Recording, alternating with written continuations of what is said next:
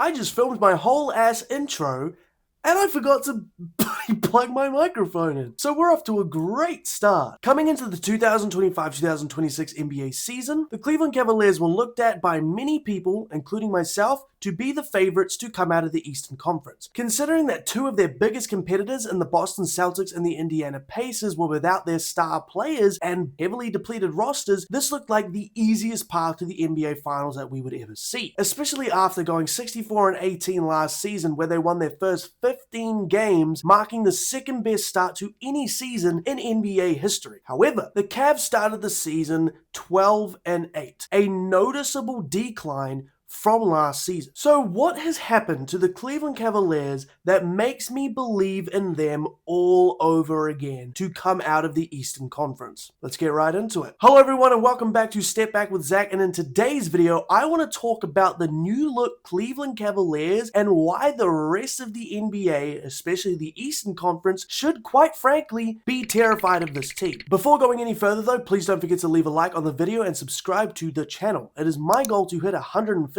subscribers before April, so your subscription would be greatly appreciated. Thank you. Before we get into all that, I first want to talk about the start of season woes for the Cleveland Cavaliers. Like I mentioned earlier, the Cleveland Cavaliers started the season slowly, where in their first 40 games they had a record of 22-18. And considering last season they go 36-4 in their first 40, this is a noticeable drop-off. With this 22-18 record, this set them as the 11th best team in the NBA in terms of record and 5th out east, while bringing back basically the exact same roster, with a few minor changes here and there. However, offense was never the issue for the Cleveland Cavaliers. They were 4th in points per game and 8th in overall offensive rating. What was very strange though was the obvious lack of defensive power that they had last season, and considering that Evan Mobley and Jarrett Allen are still on this team anchoring the paint, this was kind of weird, especially considering Evan Mobley won Defensive Player of the Year last year. The team gave up the 14th most field goals per game to their opponents, and they sat 14th in opponent field goal percentage. They gave up the 8th most free throw makes, along with the 7th most attempts, while their opponents shot the 8th best percentage in the league. They also gave up the 11th most assists per game. This really shows a lack of perimeter defense, which we've always known was Cleveland's biggest.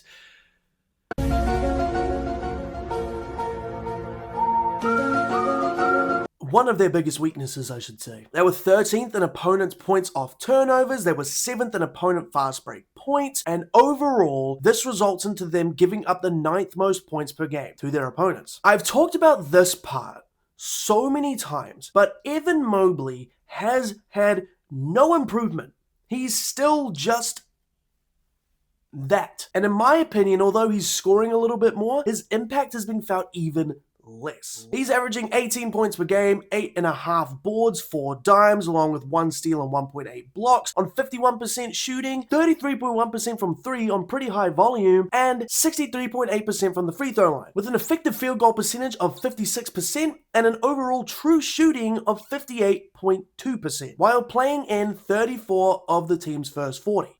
So underwhelming. Their new acquisition, Lonzo Ball, who was traded for Isaac Okoro last year, who was their best perimeter defender, many thought was going to be a solid backup option, including me. I thought Lonzo would be sick on this team, and considering they lost Ty Jerome to free agency, they really needed some backup guard play. And on paper, Lonzo Ball is perfect for this team. He's a great perimeter defender. He's an incredible playmaker for those times where Darius Garland's not on the court. He can steady the offense. He was a decent shooter. However, none of this panned out. Lonzo Ball was awful, absolutely terrible. Their bench itself was also just so mid. 26th in points per game while being 14th in turnovers as well. They were 14th in offensive rating and 16th in defensive rating. A big part of their slow start though was the fact that Darius Garland was injured. He missed 16 of the first 40. And in those 16 games, the team goes 10-6. So they were still over 500, so they were still pretty alright. Donovan Mitchell, it was the only thing that kept this Cavaliers team afloat. He was averaging 30 points per game along with 4.7 boards and 5.5 assists, as well as 1.5 steals on splits of 49.5%,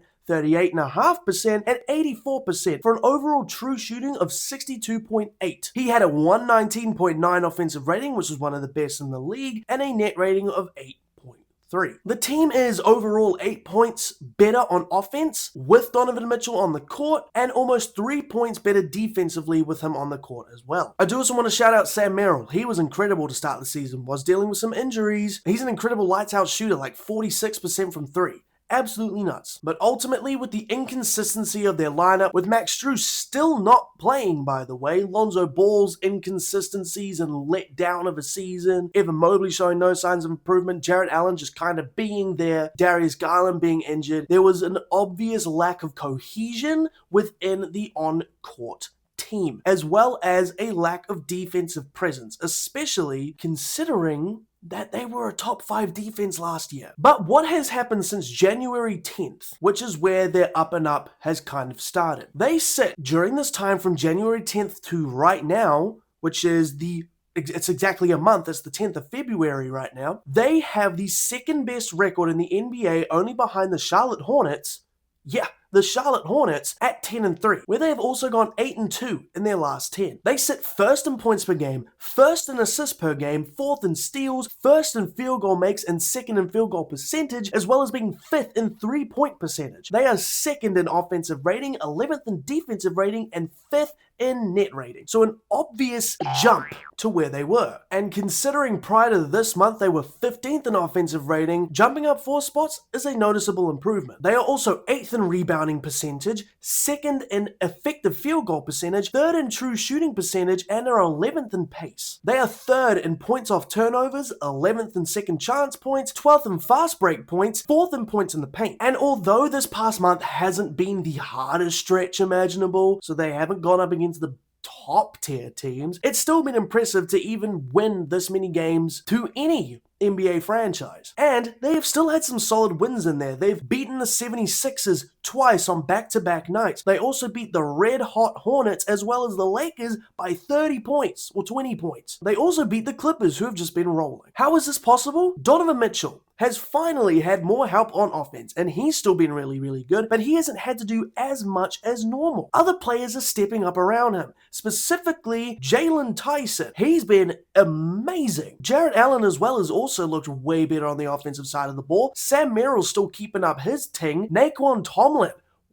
What? Naquan Tomlin's been a beast as well. Evan Mobley's still just, being Evan Mobley, but they're playing a lot better team basketball, in my opinion. Kenny Atkinson's been way better with his rotations, and considering the amount of roster turnover, I think that they've finally figured out how to play as a team dealing with a bunch of injuries. But like I said, Jalen Tyson in this month has averaged 17.4 points per game, along with 5.5 boards on absolutely nuts efficiency. 53.6% from the field and a wild 56.5% from 3 on pretty high volume, turning him into one of the best three-point shooters we have in the NBA, and his confidence has just skyrocketed. Since those first 40 games to now, that points per game average has jumped up like 5%, his usage rate's gone up. He's looked like a really, really solid starting piece for the Cleveland Cavaliers. What are they going to do when Max Strus comes back? I've got no idea, because Jalen Tyson's looked really damn good. Like I said as well, Jarrett Allen's been playing incredibly. He's averaging more points per game. He had a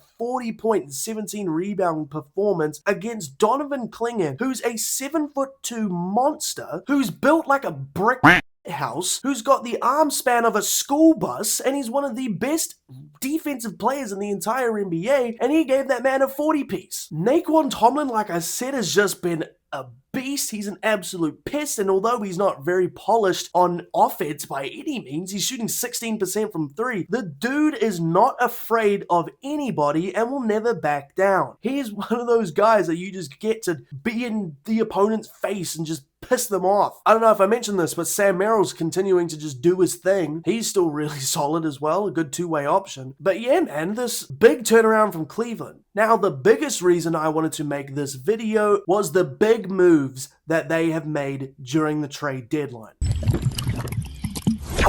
I want to first talk about the more minor trade of the two big ones that they made, where they traded DeAndre Hunter, who has not been playing well this year, for Dennis Schroeder and Keon Ellis. Now, like I just said literally 3 seconds ago, DeAndre Hunter was open about not wanting to be in Cleveland anymore, visibly showing signs of frustration and just overall a lack of willingness to be on the team. And he was just playing like garbage. The Cavs were desperate for a backup point guard considering, like I mentioned before, they lost Ty Jerome and Lonzo Ball just did not work out. They were also very much in need of some defense in the backcourt, since Donovan Mitchell and Darius Garland are not great defenders, especially Darius Garland. Bringing in Dennis Schroeder is going to bring a much needed level of intensity on both sides of the floor and a veteran presence. And although he has not shot the ball well in his first 2 games as a Cleveland Cavalier, he is averaging 5 assists and 1.5 steals off the bench and just looking like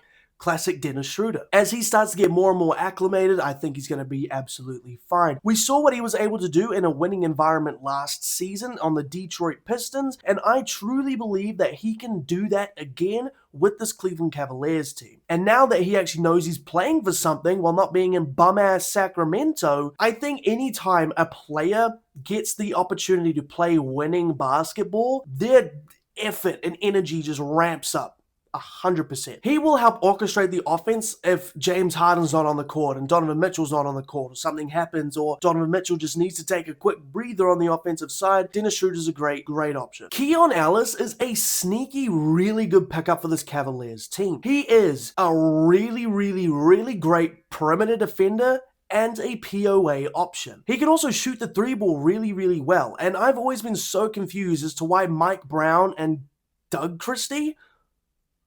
didn't play him in Sacramento. So maybe they know something that we don't, but it is very widely agreed upon that Keon Ellis deserves more minutes. I've already seen him in the 2 games that he's played for the Cleveland Cavaliers play some really solid minutes. Keon Ellis is one of my favorite guys in the NBA. I love him. He just does a little bit of everything out there. And although he is on the shorter side and the skinnier side, he's still a great hustle guy. But both incredible energy guys who will play better on a winning team ultimately. Now, the big one, James Harden, and I've spoken about this a couple times. I did an immediate trade reaction video and I did a trade deadline recap where I spoke very briefly about him because I literally did that video just before. James Harden is obviously way older than Darius Garland. He's 36. DG is 26. But Harden brings a level of experience that Darius Garland just hasn't got, and a new level of offense the Cavs have not seen before. James Harden's obviously been to the playoffs a lot more times, he's been to the finals, he's won an MVP, he's won multiple scoring titles, so he's been around for time, and he took the best team we have probably ever seen in the entire NBA to 7 games. Oh, even though he ultimately lost to them, that's still very impressive. James Harden is one of the best floor raisers that we have ever seen. So I think that is ultimately also going to help boost the Cavs up an incredible amount. He, in my opinion, is slightly better than Darius Garland at almost everything. He's a better shot creator, he's a better playmaker, he's a better pick and roll guy. I mean, he's obviously slower because he's older. Darius Garland's obviously got a much quicker first step, but James Harden's still got a great handle. He's a better shooter. I just think he's going to be better. You know, he's taller as well. He's a better defender. He can see over the defense a hell of a lot easier. So yeah. And James Harden has made his debut on the Cleveland Cavaliers where they played Sacramento in Sacramento, and he looks so strange in that Cavaliers uniform. I think it'll be more strange when we see him in a more maroon or wine color that the Cavaliers have. I've always just known James Harden to be in blue, black, red, or white. But in that first game, he really struggled through 3 quarters. He had 3 points at halftime. Ultimately, when the team needed him most, he went absolutely nuts. In the 4th quarter, he scored 15 points on 4 for 4 shooting and 3 for 3 from outside. And you could just tell how excited Donovan Mitchell was with James Harden. He's a better closer as well. One of the most clutch players we've ever seen. And a big thing is that I think James Harden is ultimately going to help Evan Mobley find his true purpose on offense, as well as allowing easier looks for Jarrett Allen, seeing, as I said before, James Harden's able to see over the defense a lot better than Darius Garland was, and he's going to be able to set his big men up for easier looks around the rim. And ultimately,